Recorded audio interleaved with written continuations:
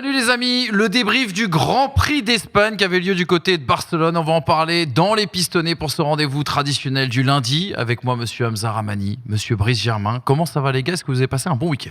Ça va. Écoute, mitigé. Mitigé? Oui, j'ai la potentielle descente du FC Annecy vendredi Oui, soir. c'est vrai. Ouais. Tu as vécu d'ailleurs au stade. Que j'ai vécu au stade Charletti. Un samedi, je t'ai vu, Oui, donc forcément tout va bien quand je te vois.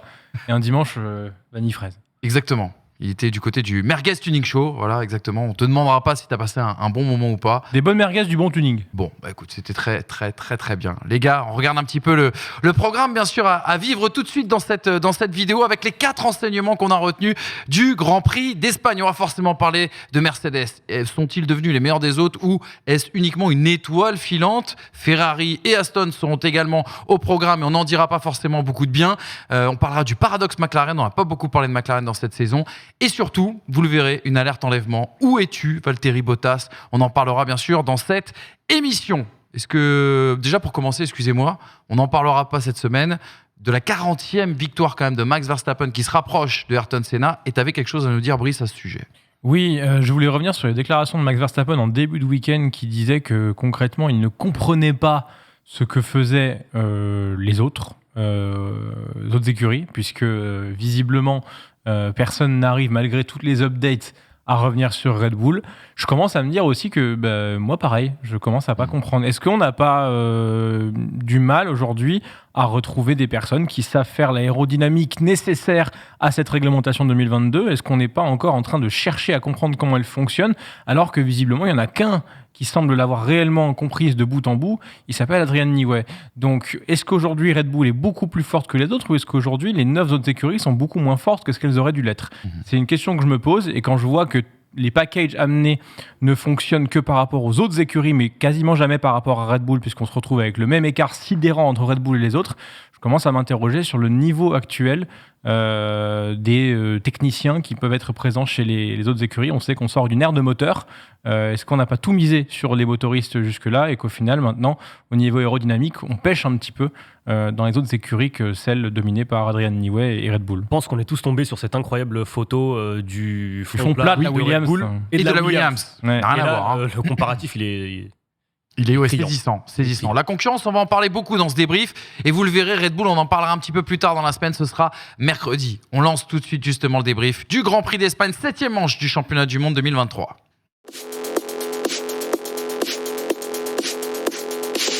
Alors on est lundi, on se remémore aussi également le classement à l'arrivée bien sûr de cette course. Je vous l'ai dit, 40e victoire en carrière de Max Verstappen qui prend le large bien sûr au championnat du monde de Formule 1. 2 Mercedes sur le podium, premier double podium depuis le Grand Prix du Brésil de la saison dernière. Pérez qui limite la casse après son erreur en qualif et qui termine 4e. La première Ferrari n'est que 5e, c'est un Espagnol à son volant, Carlos Sainz. On notera que Stroll a terminé devant Alonso, que Ocon a placé une Alpine dans le top 10 et que deux Alpines dans le top 10 puisque Gasly est 10e et que Guan Yu Zhou avec son Alpha pointe à la 9e place et prend 2 points, c'est quand même assez important. On file tout de suite sur le premier renseignement, il s'agit de Mercedes, ça a été le gros buzz de ce week-end. Mercedes, étoile filante, point d'interrogation, de loin les meilleurs des autres ce week-end. Hamilton mordant qui n'a laissé aucune chance d'ailleurs à Sainz pendant la course. On a eu la remontée aussi également de George Russell de P12 à P3, un rythme de course quand même assez impressionnant. Certes loin derrière Max Verstappen, mais loin devant Ferrari et Aston Martin, aussi aidé parce que Mercedes a connu peu de dégradation sur ses pneus, ce qui n'a pas été le cas chez Ferrari et chez Aston, on en parlera plus tard. Et je le disais, le premier double podium depuis le Grand Prix du Brésil la saison dernière. Alors cette W14B, W14 restylée depuis Monaco, est-ce un épiphénomène ou est-ce un sursaut durable? Barcelone, vous le répétez suffisamment les gars, est toujours un bon indicateur quand même de la hiérarchie, donc peut-être une note d'optimisme pour les supporters de Mercedes qui nous suivent. On a une voiture qui a plus d'appui avec des pilotes qui ont dit avoir eu de meilleures sensations. Ils ont dit aussi également qu'ils avaient une fenêtre de fonctionnement avec cette W14B beaucoup plus large que la voiture sans ponton qui était un petit peu plus pointue, un petit peu plus difficile en tout cas à faire fonctionner. Et puis, il ne faut pas oublier non plus les circonstances favorables pour cette Mercedes, notamment du fait des températures basses. Les gars, est-ce que Mercedes est, ça y est, devenu les meilleurs des autres ou Mercedes est-il de retour ou simple effet d'étoile filante? Disons que je suis plus confiant pour l'avenir de Mercedes après une seule course, celle de Barcelone, que je n'étais pessimiste sur l'ensemble des premières manches de la saison, pour la simple et bonne raison, comme le répète assez souvent Brice. Barcelone, c'est un circuit test, et on a eu déjà des réponses pour pas mal d'équipes, d'autres interrogations aussi, on y reviendra un peu plus tard, mais concernant Mercedes, force est de constater qu'ils ont fait le travail, qu'ils ont été en course les meilleurs des autres, à l'exception évidemment de Red Bull et de Max Verstappen. Finalement, j'ai envie de penser que l'on retrouve une situation où Mercedes travaille bien, et donc Mercedes performe, comme lors de la première partie de saison. Mercedes, j'imagine, travaillait bien, mais n'avait pas la voiture pour, et pourtant, ils avaient réussi de gros résultats déjà, en limitant la casse. Là, tu te retrouves avec une deuxième place, une troisième place, aussi parce que Checo Pérez part de loin, mais ça laisse entrevoir de belles promesses pour la suite de la saison. Est-ce que ce sont des étoiles filantes ? Il va falloir se poser la question de savoir si Barcelone est toujours autant aussi une référence qu'avant. Pour deux choses. La première, c'est la diversification des tracés. On a de moins en moins de tracés qui ressemblent à Barcelone. On a de moins en moins de tracés qui sont aussi complets que peuvent l'être Barcelone. La disparition du Paul Ricard, par exemple, en fait partie. Mais on a de plus en plus de tracés spécifiques à une caractéristique, que ce soit le moteur, que ce soit le châssis, que ce soit l'aéro. Et en l'occurrence, la polyvalence est mise en avant à Barcelone, mais est-ce que la polyvalence est la chose principale des futures courses de la saison ? Je ne suis pas sûr. Donc au final, dire quand on est bon à Barcelone, on est bon partout, c'est peut-être de moins en moins vrai. À voir si justement cette saison nous indique le contraire, mais on a eu tellement de rebondissements, notamment en 2021, sur qui était devant entre Red Bull et Mercedes, qu'au final, on a compris que cette saison, les saisons à venir, les choses seraient toujours de plus en plus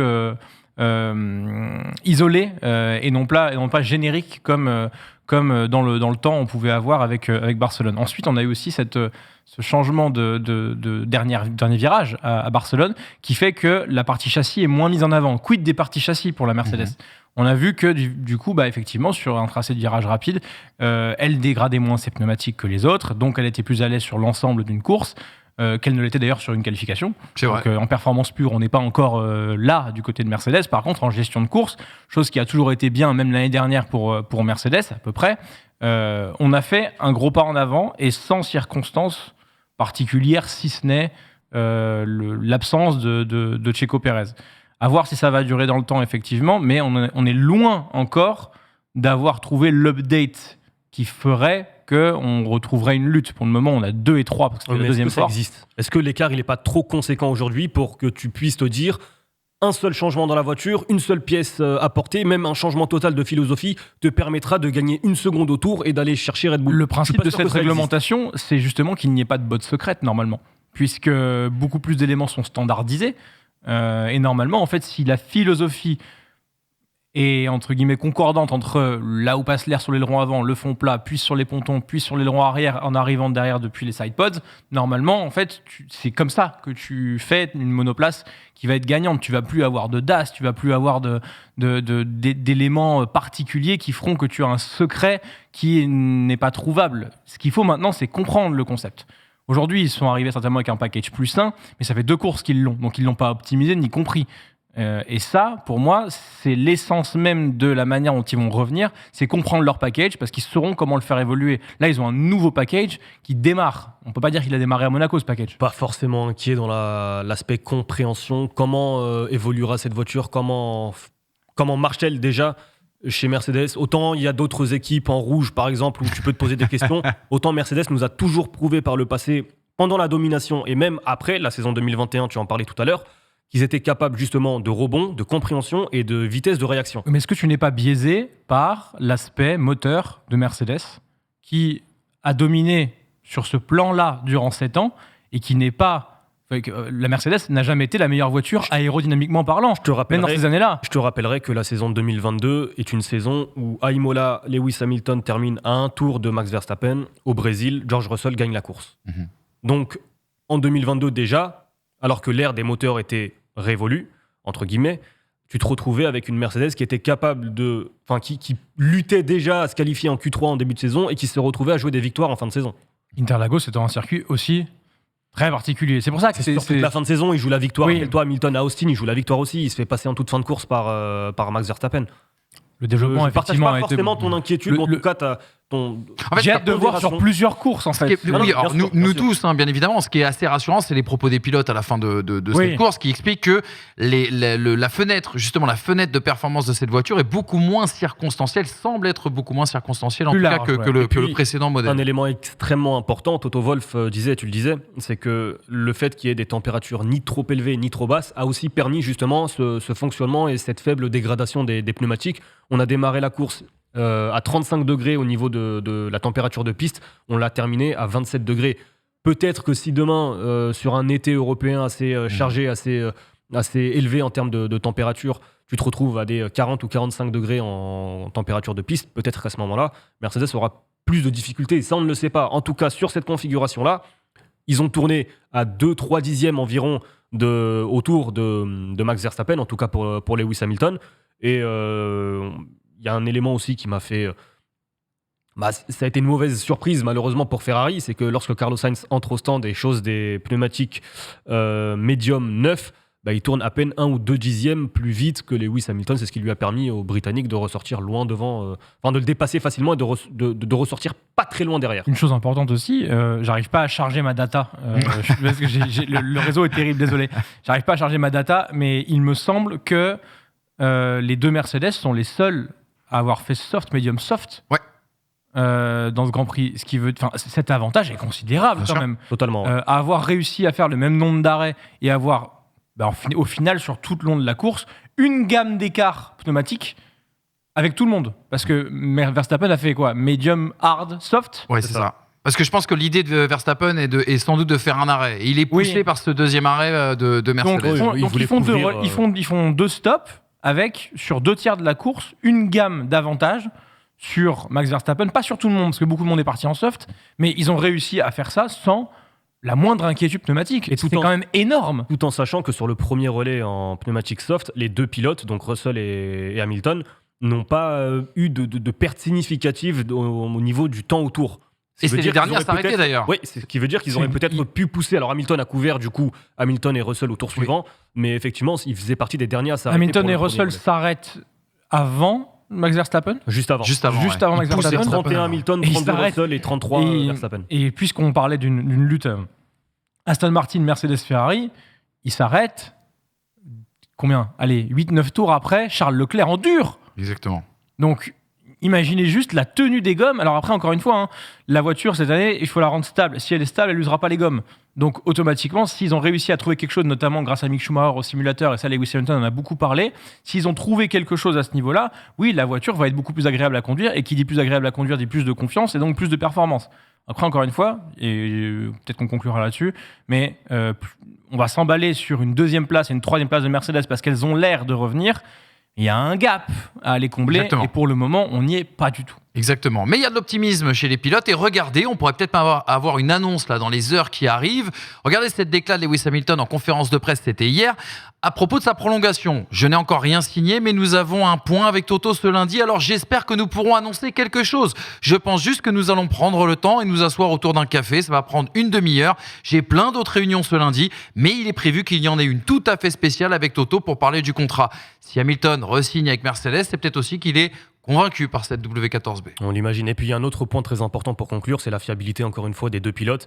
En qualif, il y a 4-3 Russell et en termes de timing, l'écart il est de 5 millièmes à l'avantage de Lewis Hamilton. Et donc, le fait marquant de ce line-up qui au final performe de façon assez régulière tous les deux, c'est que contrairement à Aston Martin, la performance était moins là depuis le début de saison, mais ils ont repris symboliquement cette 2e place.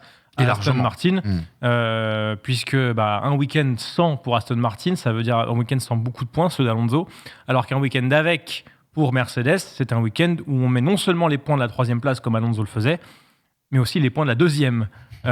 Donc là, ça fait quand même 33 points de prix quand Alonso peinait à en prendre 15 parce que Stroll n'était pas forcément là au niveau. Et puis, effectivement, Sergio Pérez était là pour accompagner Max Verstappen, ce qui n'était vraiment pas le cas et ce qui est vraiment pas le cas depuis 2 week-ends. J'ai bien compris, les gars. Ça vous brûle les lèvres depuis tout à l'heure. Vous voulez absolument passer à l'enseignement 2. Vous voulez absolument parler de Ferrari et Aston Martin. Ferrari Aston Martin, le gros flop de ce week-end, oui, il faut le dire.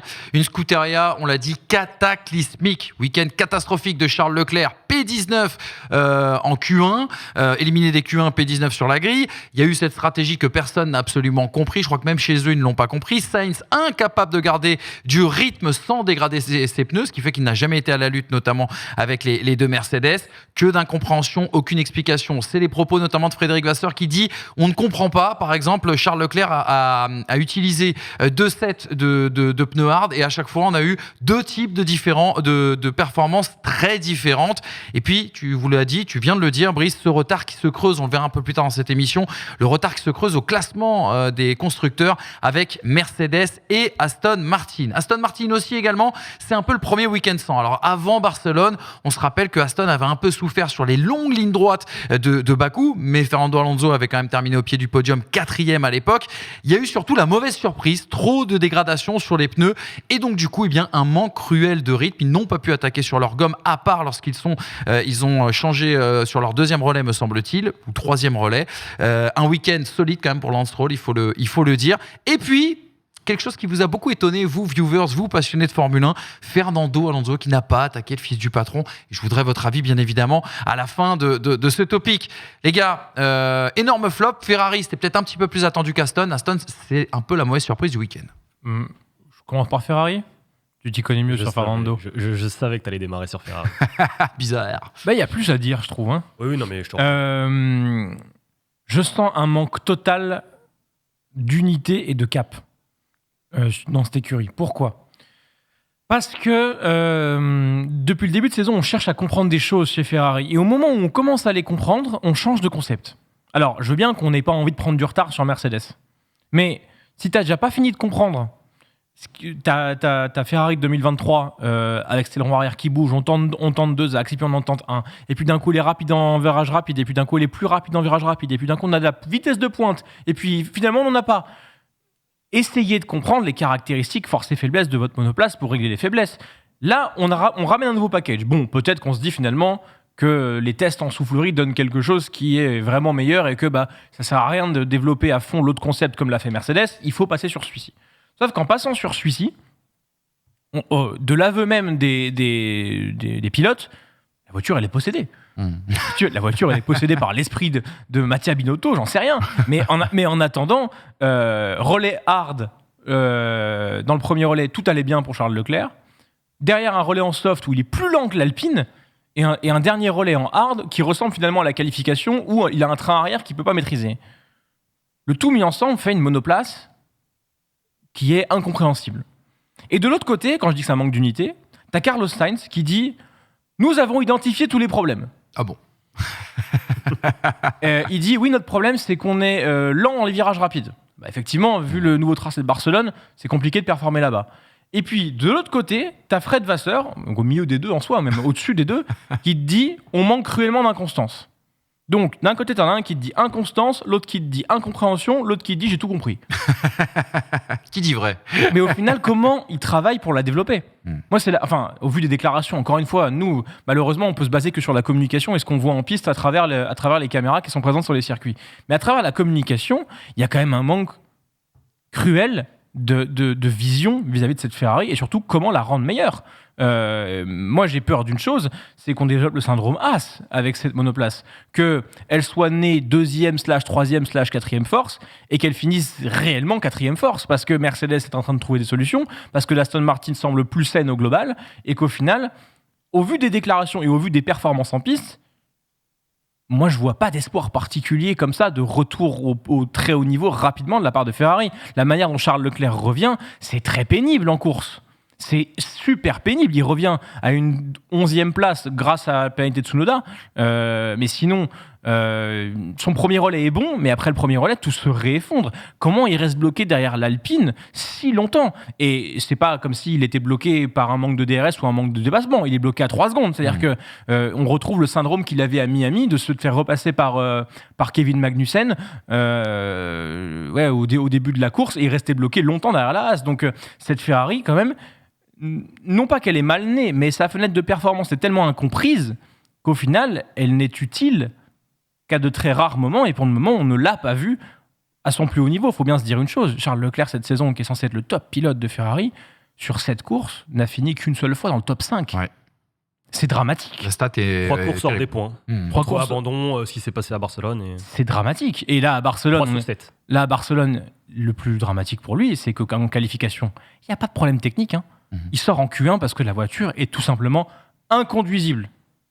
Il n'y a pas de problème technique. Ils n'ont pas encore trouvé, mais ils vont investiguer du côté de Maranello. On ne peut pas dire aujourd'hui, au lendemain de la course, qu'il n'y a pas de problème technique. Ils vont investiguer. Peut-être qu'au Canada, on apprendra qu'il y avait une fissure, comme ça a été le cas à de nombreuses reprises. Pour le moment, ils ont dit qu'ils ont... Esteban Ocon chez Alpine, à l'instant même, ils n'ont rien remarqué. Oui, mais c'est pour ça pourquoi ils ont tout envoyé du côté de Maranello pour analyser plus profondément. Tout à fait. Mais s'il n'y a pas de problème structurel à la monoplace et que c'est simplement un problème de réglage et que du coup... Ça, j'y crois pas.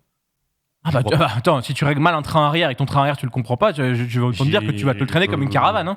J'y crois pas pour une raison toute simple, c'est que autant si ça avait été Carlos Sainz, avec tout le respect que j'ai pour Carlos Sainz, j'aurais pu estimer que il y a en plus peut-être le manque je vais pas employer le terme de talent, mais le manque d'être capable d'aller chercher la voiture à 110 à 120% pour l'emmener, et finalement lui n'était pas capable de. Charles Leclerc, il nous a prouvé, il est capable aussi de faire de grosses erreurs, on l'a vu tout au long de sa jeune carrière pour l'instant, mais c'est quand même le pilote qui est capable de te faire surperformer une voiture. Oui, et même dans des configurations comme ça, Fernando Alonso, sans fond plat, il réussit à se qualifier en Q3, et s'il fait pas une erreur au virage 10, il prend la deuxième place, donc il verrouille la première ligne.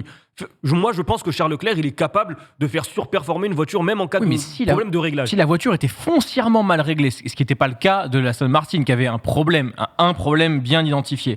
Si la voiture est foncièrement mal réglée, au vu du resserrement de la hiérarchie, être à 80% de ta monoplace, qui n'est pas une monoplace dominante, mais une monoplace de début de grille seulement, tu peux rapidement te retrouver à perdre 6 dixièmes. 6 dixièmes en qualif cette saison, c'est 10 places. Donc, très rapidement, avec un problème de réglage qui peut être peut-être minime, mais au final un peu global, tu vas te retrouver à mal performer, plus la confiance qui en suit derrière et qui s'en va. En bref, c'est un cercle vicieux. Donc, moi, je m'attends à ce qu'on nous dise qu'il n'y ait pas eu de gros problèmes techniques sur la Ferrari, mais qu'on ait juste eu un problème à régler, ça, qui fait que ça n'a pas marché, qui fait que ça a engendré ça, qui fait que. Le cercle vicieux. Hamza, quelque chose à rajouter sur Ferrari ? Moi, j'ai pas compris leur stratégie pneumatique, je vais pas revenir. Incroyable. Tous les détails dont a parlé Brice, mais la stratégie pneumatique, je l'ai pas comprise pour une raison toute simple, c'est qu'il part en dur. Avec l'objectif, il y avait en plus la menace météo qui pouvait tomber, on ne sait jamais. Ça aurait été beau. Finalement, la pluie n'est pas tombée et surtout, Leclerc n'arrivait pas sur ce premier relais à utiliser ses pneumatiques. C'était, comme tu le dis, inconduisible pour lui. Il entre au stand. Il va mettre des pneumatiques tendres, pardon. Pourquoi pas ? Après tout, certains vont dire... C'était ouvert ce week-end pour le coup. Pourquoi pas ? Il y avait vraiment une variable stratégique. Je l'ai souvent critiqué, justement, ce manque de variables. Là, il y avait la possibilité de 2, 3, 4 arrêts. Enfin, il y avait un panel d'options possibles. Et puis, il va s'arrêter une deuxième fois pour chausser le train de pneumatique dur avec lequel il avait démarré la course. Oui. Il 36 tours. Alors qu'il avait encore, dans son réservoir pneumatique, un train de pneumatique dur neuf, un train de pneumatique médium neuf, et il a décidé de mettre... Enfin, ils ont décidé de mettre le train de pneumatique dur. Alors moi, la question que je me pose... Tout simplement et tout bêtement et tout naïvement, est-ce que Charles Leclerc et Ferrari n'ont pas pris cette course comme étant une fameuse course de test à partir du moment, et même Leclerc le dit lui-même, c'est que le premier relais avec le pneumatique dur neuf, il est catastrophique, il n'arrive pas à conduire tout simplement. Et lorsqu'il rechausse ce même train de pneumatique pour la seconde partie de la course, ça va beaucoup mieux et il tournait en 1.18. Allez, grosso modo, 1.18, 1.18.5, 1.18.6. Oui, il n'est pas si mal son premier relais à Charles Leclerc. Il remonte P9, même avec les arrêts. P9 parce qu'il y a les arrêts. Non, mais même, attends, il dépasse les monoplaces de Fonderie qui sont en soft. Cette saison, les monoplaces de Fonderie sont pas si loin en termes de rythme de course. J'aurais quand même tendance à croire Charles Leclerc s'il te dit que le premier relais, il est catastrophique. Dans la sensation, mais après, dans les résultats, au final, quand il lâche la monoplace au moment où il s'arrête, il est quand même remonté. Il est qu'à un peu moins de 10 secondes de Sergio Pérez, qui lui partait 12e. Donc c'était quand même une remontée qui était plutôt pas mal pour un mec qui partait pas dernier de la ligne des stands, donc du coup qui ne part pas dans le paquet et des possibilités de gagner des places au départ. L'inquiétude, c'est juste que Ferrari aujourd'hui semble incapable de comprendre ce qui se passe avec les pneus et de ça commence à devenir récurrent depuis quelques mois maintenant. Et effectivement, si tu comprends pas les pneus, il y a aucune chance de réussir à performer. Et puis quid de tes updates ? Qu'est-ce que tu vas, comment t'améliores une voiture que tu comprends pas ? Mais si demain on leur pose la Red Bull, ils pilotent la Red Bull, mais qu'ils n'arrivent pas à comprendre les pneumatiques, ils vont pas avoir les résultats de Red Bull non plus. C'est ce que disait Vasseur, et c'était là en conf de presse jeudi. Il disait vous pouvez nous amener toute la Red Bull que vous voulez, si on comprend pas leur concept et comment ils ont voulu le faire, on aura beau le copier, on gagnera pas comme eux. C'est parce que c'est le leur qui gagne et que du coup ils ont compris comment le faire fonctionner. Donc la copie aujourd'hui ne te donnera pas 100% des résultats. C'est pour ça que pour le coup, j'ai pas compris pourquoi tout de suite on arrive à copier ce concept toboggan en sachant qu'on n'a pas encore compris totalement le concept baignoire. Un petit mot les gars sur Aston, très rapidement, cette déclat de Fernando Alonso à l'arrivée de cette course, ça va vous plaire cette déclaration. Fernando Alonso qui revient sur le fait justement qu'il est resté derrière son coéquipier Lance Stroll et qu'il n'a pas attaqué. Pourquoi je n'ai pas attaqué Lance ? Nous avons facilement pu remonter sur Tsunoda et Ocon grâce à nos pneus plus frais et j'étais ensuite légèrement plus rapide que Lance à la fin. C'était néanmoins difficile de se rapprocher de sa zone DRS et nous avons donc décidé de ne prendre aucun risque. Nous avons une voiture rapide, mais soit on marque des points avec une seule voiture, soit on a des problèmes en course. Mercedes est toujours là et sera un concurrent très difficile avec des pilotes très réguliers. On a expliqué les problèmes de Aston Martin ce week-end, c'était la grande surprise. Ils ont eu des problèmes de dégradation de pneus qu'on n'attendait pas. Ce qui est assez intéressant dans la déclaration de Fernando Alonso, il y a deux infos pour moi. La première, c'est qu'il n'a pas attaqué Lance Stroll. Est-ce qu'il est devenu Team Spirit, notre ami Fernando ? Est-ce qu'on en a fait trop en France sur cet aspect-là ? Je dis ça un peu un brin taquin. Et la deuxième, c'est soit on marque des points avec une seule voiture, soit on a des problèmes en course. Bakou, Espagne, ou sinon c'était Fernando Alonso qui montait bien évidemment sur la boîte. Alors pour répondre sur parce que je sens que tu as envie qu'on réponde très rapidement à cette question, l'histoire de ne pas avoir dépassé Stroll, c'est, je pense, il joue pas le championnat du monde, 6e ou 7e, je suis pas sûr que ça change grand-chose dans sa vie. Et finalement, il est peut-être en train de se construire un coéquipier dont il pourrait avoir besoin l'année prochaine si jamais il doit jouer le titre. Je le vois plutôt dans cet aspect calculateur, dans l'optique je vais avoir besoin peut-être un jour de Lance Stroll.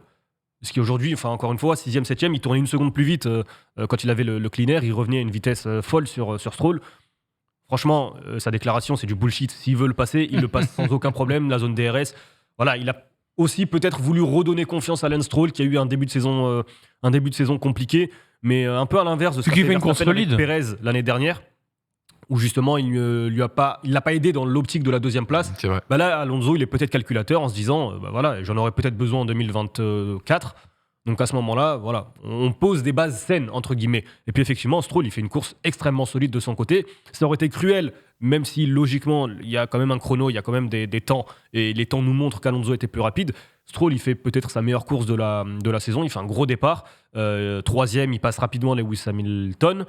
Et puis derrière, il a fait face au rythme impressionnant des Mercedes, mais je suis moins inquiet en tout cas pour Aston que pour Ferrari. Rassuré par Lance Stroll ? Je sais que tu voulais qu'on fasse un débat sur le personnage. Rassuré, si tu me dis que la victoire de Sergio Pérez en Arabie Saoudite est rassurante sur le niveau de Sergio Pérez, je te ris au nez aujourd'hui. Donc rassuré, on sait qu'il sait faire des belles perfs, Lance. Maintenant, être régulier au championnat, c'est différent. Il y a combien de points d'écart entre lui et Alonso au championnat ? 60 ? 70 ? Truc comme ça ? Donc voilà, 99 à 35. Donc il y en a 64. 64 points d'écart. Avec la même monoplace, je pense que c'est l'écart le plus conséquent qu'il y ait à l'heure actuelle. Même Max et Checo, c'est pas ça. Ça doit être une 50aine de points d'écart. Donc voilà. Alors que pour le coup, les écarts se font plus facilement en haut. Non, je suis pas rassuré par Stroll. Je me dis juste que je serai rassuré par Stroll le jour où effectivement il terminera derrière Alonso à moins de 10 secondes et qu'ils seront 3 et 4 ou 4 et 5 ou 5 et 6. Là, ils le sont pour se tirer groupé. Barcelone, c'est une des pistes qu'ils connaissent tous le mieux. C'est pas une des pistes les plus compliquées. Elle est certes exigeante physiquement de plus avec le changement de tracé, mais c'est une piste que tout le monde connaît par cœur. On voit bien que le seul qui a fait une véritable erreur durant le week-end, c'est Logan Sargent. Qui du coup n'était pas, qui était un rookie. Sinon, globalement, la course a terminé à 20 pilotes. Il n'y a pas eu d'abandon. Il y a eu drapeau jaune. Il n'y a rien du tout. Il n'y a rien passé sur cette course. Ça devient là. Donc oui. Donc non, je suis pas particulièrement rassuré. Par contre, je suis un peu inquiet sur une chose, c'est que l'Aston Martin en course n'est pas aussi forte qu'on le pensait. En tout cas à Barcelone. On les a vus souffrir et surtout on a vu... Alors, est-ce qu'on les a vus souffrir intrinsèquement par le niveau même de cette Aston Martin, ou est-ce qu'on les a vus souffrir parce qu'il y a une gamme de gomme différente à l'avantage de Mercedes? Ils ont expliqué aussi, c'est important de le dire, qu'ils ont beaucoup souffert aussi également d'être dans les petits trains. Et on sait avec le Dirty Air, ils ont beaucoup souffert des surchauffes de pneus. Peut-être que la dégradation vient peut-être du fait qu'ils aient été dans certains. Alors ça, il faut le gérer.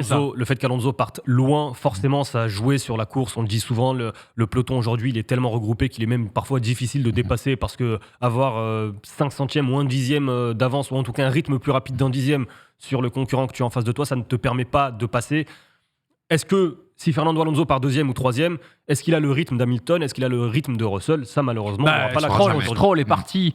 Mais c'est Stroll. Oui. Tout le respect que j'ai pour lui. Oui. Ça excuse pas tout cette phrase. Stroll est parti en 3e ligne ou en 2e ligne, je sais plus. Il part 3e.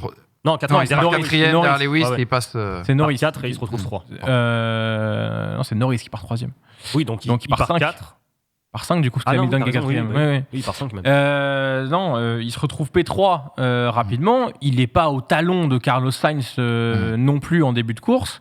Donc, il n'abîme pas forcément grave ses pneumatiques. Et ce qui m'a fait halluciner, c'est qu'on a eu l'impression qu'elles ont chuté en performance en même temps, les Aston Martin. Et ce, à des momentum différents, parce que Stroll n'avait pas la même problématique de gestion qu'Alonso, lui qui était beaucoup plus loin.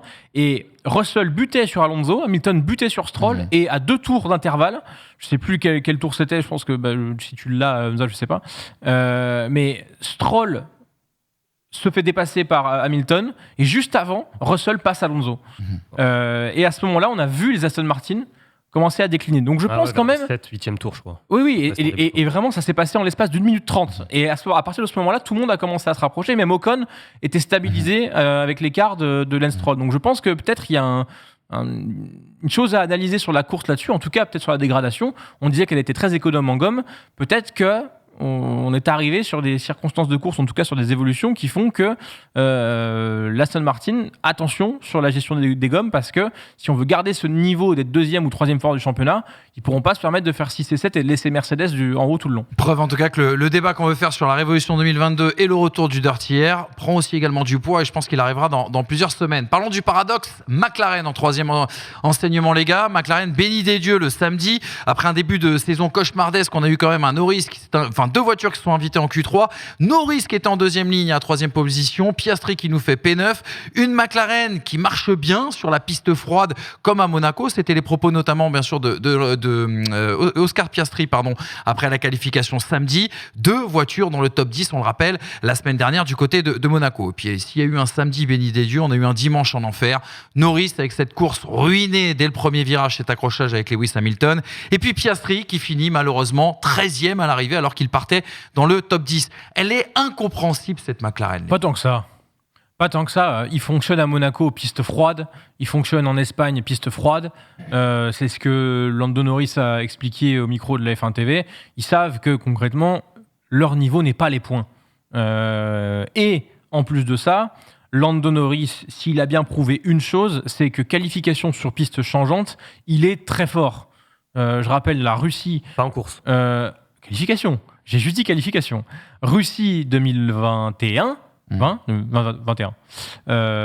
Oui, 2021. Sochi, 2021. Sochi. Spa 2021, la même chose, même s'il se mange à le rouge. Il a prouvé plusieurs fois que sur ces conditions-là, il est meilleur. Et en plus de ça, c'est pas des conditions qui reflètent le niveau réel des performances de la voiture, puisque au moment où on démarre la qualification du côté de Barcelone, il avait plu en F2, la piste venait d'être lavée, et chaque tour gomme la piste. Donc chaque tour donne un demi-dixième à chaque pilote. C'était celui qui partait le dernier, au final, qui réussissait à faire son tour. Donc c'est des conditions qui sont piégeuses et qui surtout sont ultra changeantes en termes d'adhérence. Donc je dirais pas que la McLaren était meilleure ce week-end. La McLaren a profité de circonstances pour bien se positionner. C'est ce qu'on a dit, hein.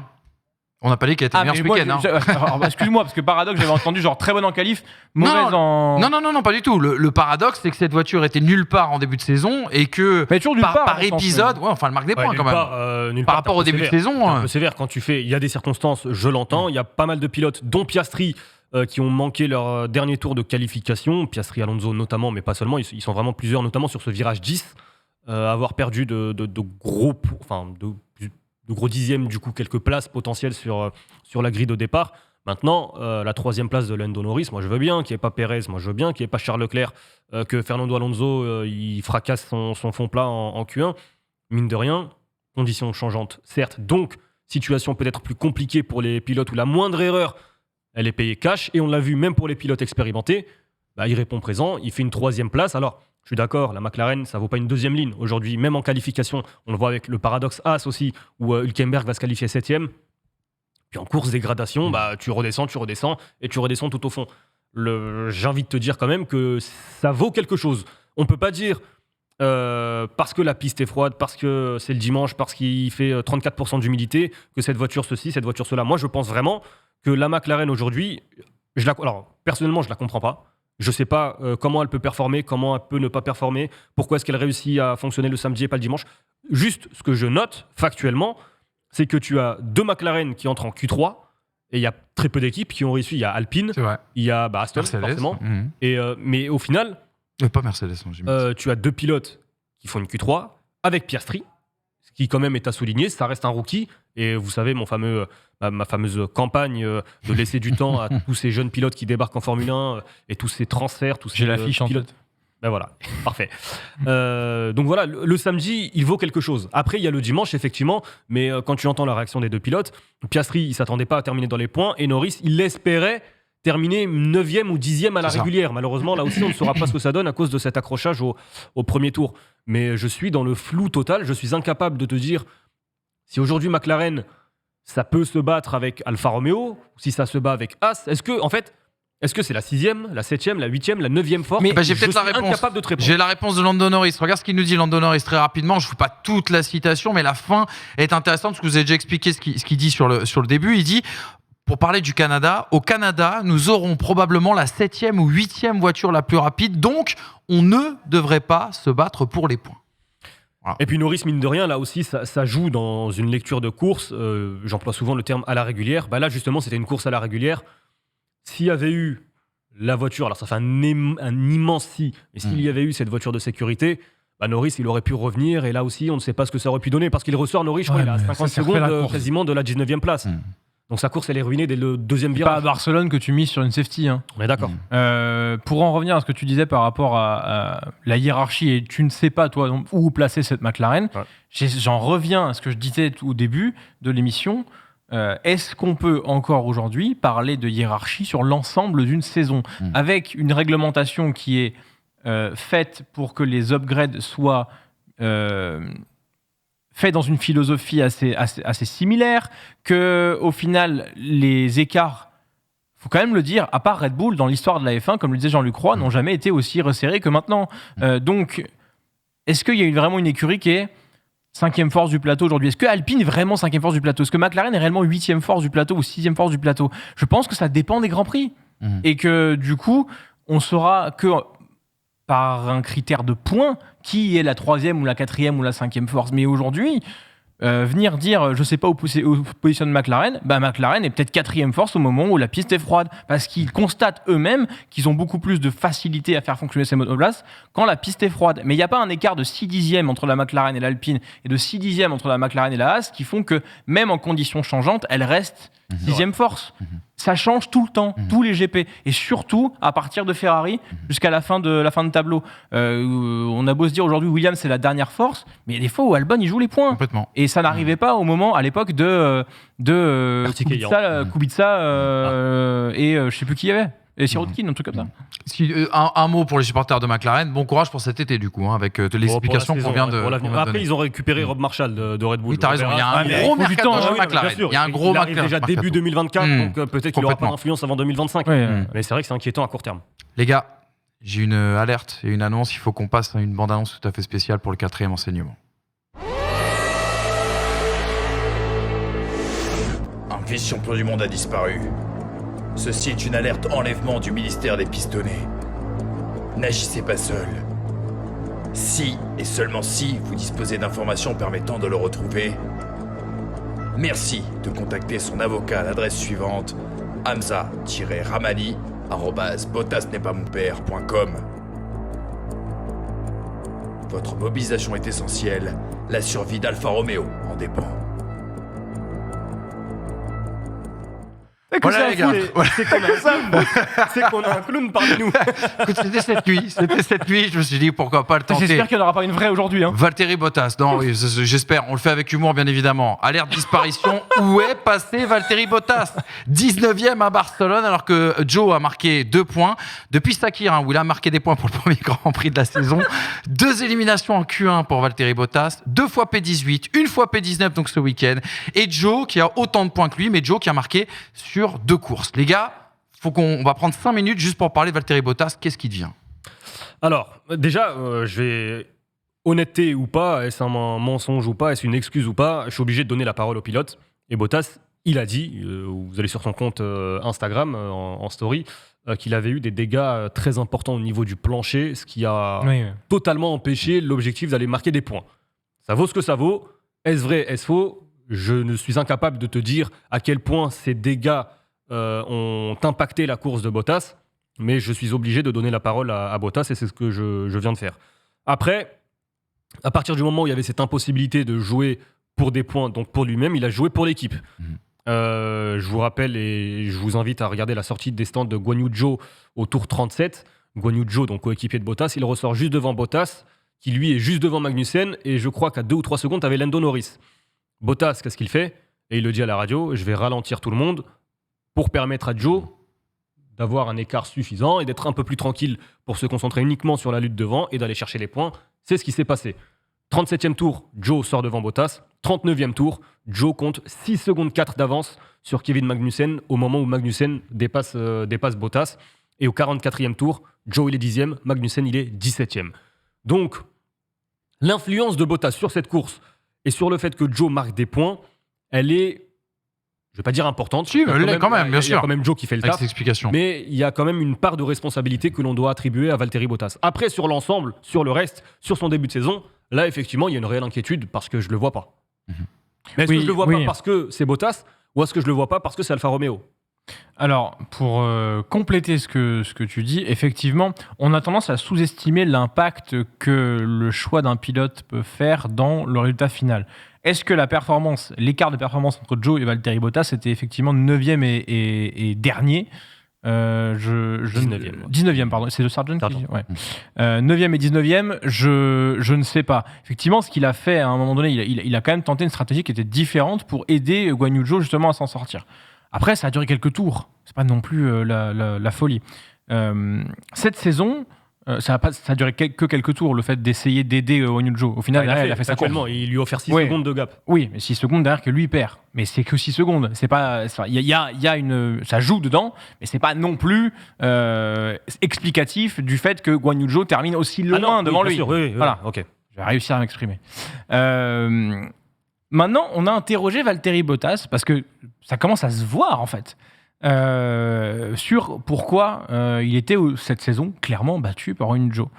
Et justement, alors, je te coupe 30 secondes, il prend quand même 3 dixièmes en qualif par Guan Yu Zhou. Oui, complètement. Bottas, il se fait ça commence là. Joe, il passe en Q2, il prend 3 dixièmes. Et alors, la réponse a été habile et politique.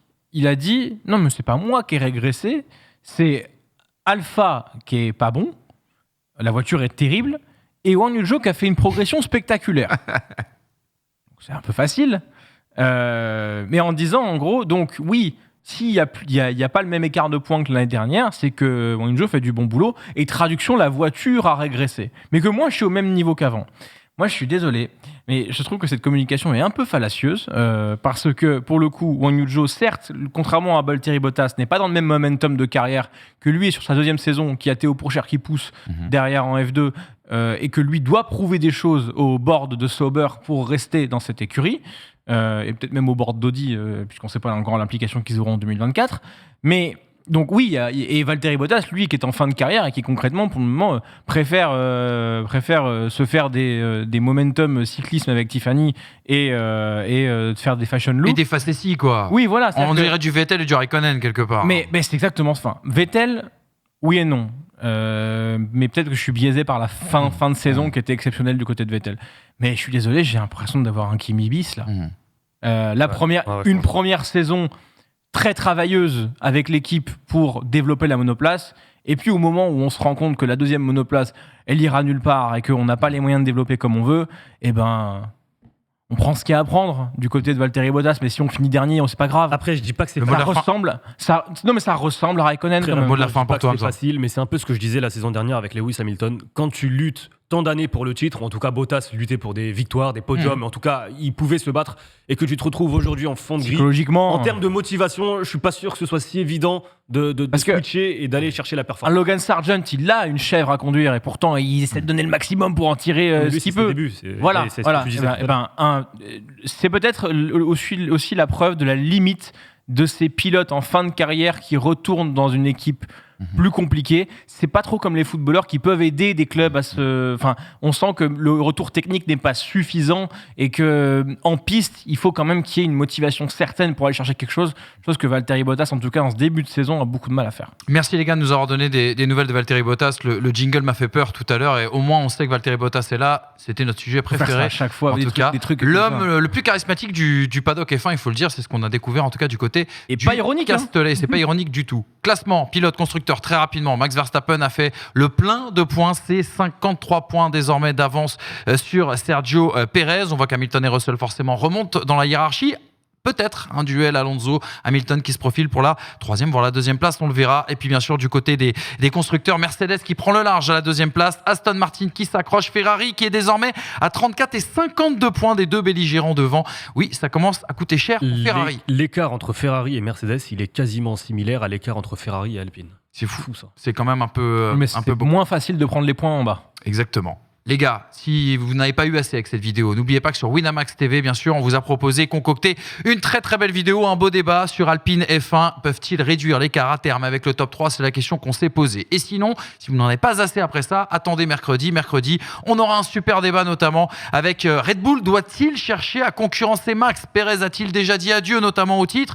Est-ce que le retour de Mercedes peut mettre en difficulté le pilote mexicain?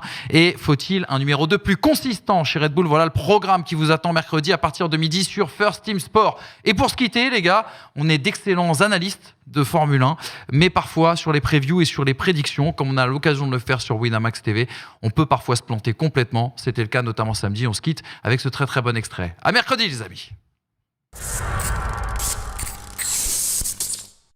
Les cotes ne se trompent jamais, c'est Alpine qui les contredit. Bienvenue les amis. Ocon P6 de, six. Ocon P6 de 25, moi je la joue 100 fois. hein. Ouais, clairement. Vraiment. Intéressant. Toi, mais Je sais pas s'il y a une cote P2, Alonso P2 pour le coup. Je le vois bien. Elle est je le vois, 1,45 la podium de je le vois Fernand. bien titiller Sergio Perez à la régulière en course. Moi, je sais pas, je le sens un peu comme ça. C'est possible. Mais T'as raison là-dessus, attention à la dégradation ce week-end. On sait qu'en Espagne ça pose Ouais, souvent donc problème. pas de Ferrari. On sait que l'Aston, là-dessus, elle a un petit Ah oui. avantage, tout comme la Red Bull bien évidemment. hein. moi je vous. Au moins une Alpine devant une Féfé. moi, je vous mise 2 Ferrari, 2 Mercedes, 2 Alpines devant une Aston Martin, mais je ne vous dis pas laquelle. 2 As, Ah, 2 Williams, une. 2 Alpha Tauri devant aussi.